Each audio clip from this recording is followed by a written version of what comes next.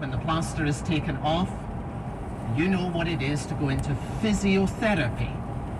And you need to work hard to rebuild the muscle that has been weakened by prolonged inactivity.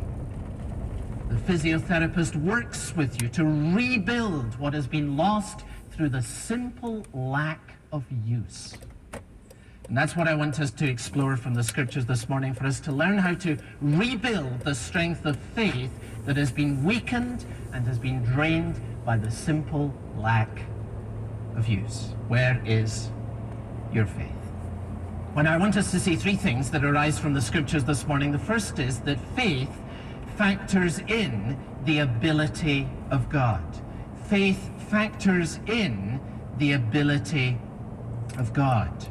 Now, if you will glance back in your Bibles for just a moment, a few pages, you will see, if you look back to Luke in chapter 4, that the disciples had already seen incredible demonstrations of the power of Christ. Just flicking through very quickly, if you look at Luke's Gospel chapter 4 and verse 31, you'll see there's a story about how Jesus drove out a demon. He has authority even over the powers of darkness themselves. Chapter 4 and verse 40, we find Jesus healing people who have all kinds of sickness, and every person, not just some, but everyone who was brought to him at this time was healed. Chapter 5 and verse 12, Jesus heals a leper, an extraordinarily complex disease. Chapter 5 and verse 17, the wonderful story of Jesus healing the paralytic. This was the man who was dropped in through the roof by his 4 friends. And then if you go on to chapter 7, at the beginning you'll find Jesus healing a centurion's servant. This was an amazing miracle because Jesus didn't even go to the man's house to heal him. He simply spoke, and when Jesus just speaks, there's a healing that takes place several miles down the road, an extraordinary event. Then most of all, chapter 7 and verse 11.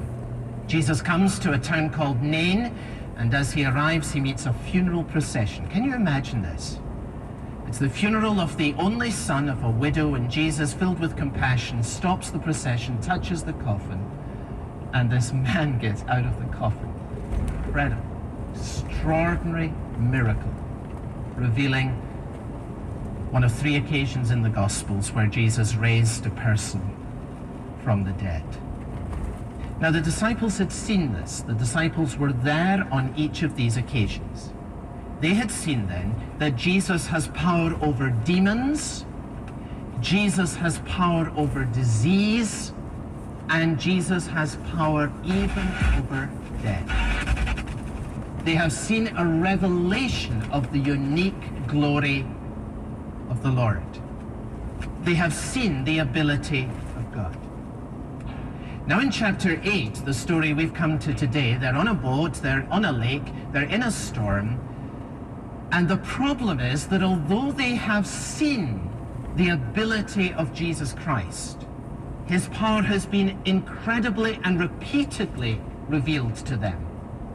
They are unable to make the connection between the power of Christ on the one hand and the situation they find themselves in on the other. They can't bring the two together.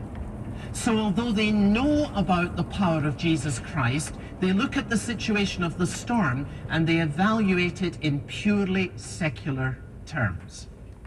We're in a storm, big storms, boats go down, we drown. That's all they could see. And so they panic. And Jesus says, where is your faith? You've seen what I can do about demons. You've seen what I can do about disease. You've seen what I can do in the face of death. And now you're in a crisis and you're panicking.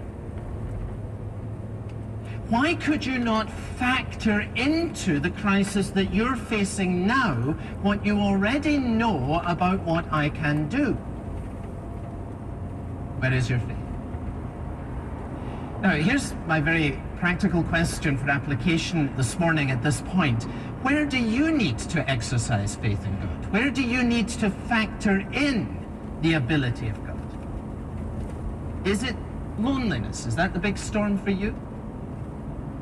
Is it the spiritual blindness of some members of your family? Is it a health issue? Is it to do with marriage?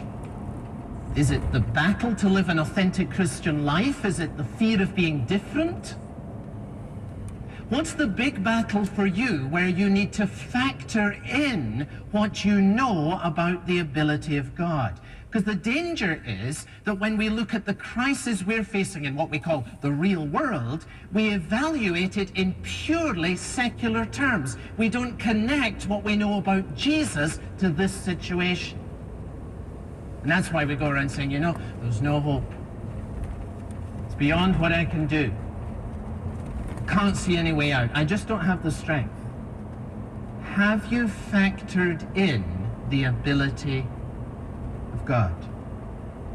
For the living God is the God of the impossible situation. I enjoyed breakfast with my good friend Raju Abraham just on Friday of this week. I've known Raju for nearly 10 years and watched how God has used him to pull together a network of church planters in North India, one of the hardest areas for Christian work in all of the world. In the last year, more than, and this is incredible, more than 5,000 cell groups that are the basis of new churches have been planted, established, across that hardest area of North India. It is remarkable, as anyone who knows the scene there will agree. Raju has prayed for leaders and for resources for years and years and years. And God is answering in incredible ways. But he told me a wonderful story that I'll repeat for you on just last Friday about a businessman in Hyderabad. A man who had lived an indulgent life, knew nothing of the Lord, pattern of excessive drinking and smoking so severe that it had led him to a heart attack. After his heart attack, some Christian believers in Hyderabad who had come to know him began to minister to him and to pray for him. The man's life never changed. Then he had a second heart attack, and doctors in Hyderabad determined that he needed open heart surgery. The day of the surgery, there was an unusual rainfall and all of the operating theaters were flooded, so the surgery had to be cancelled. Believers came and prayed for him again. This man's sister, who lives in Boston, flew him over to Boston for the surgery there. She said, no, that's it, I'm bringing you over here, let's get this done. And when the doctors checked the angiogram in Boston, there was no evidence whatever of the blockage that had been previously identified. This man has since committed his life to Christ, sold his business, given the money in its entirety to the work of church planting in North India, and is now one of the leaders of the church planting network.